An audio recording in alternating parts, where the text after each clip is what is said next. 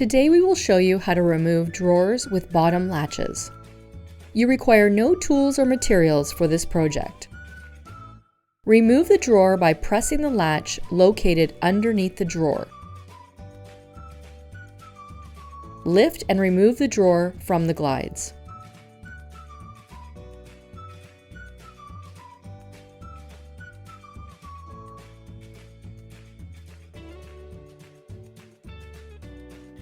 For more instructional videos like this one, go to www.youtube.com/ForemostCanada and learn more about the products we have to offer. Foremost: quality, performance, service.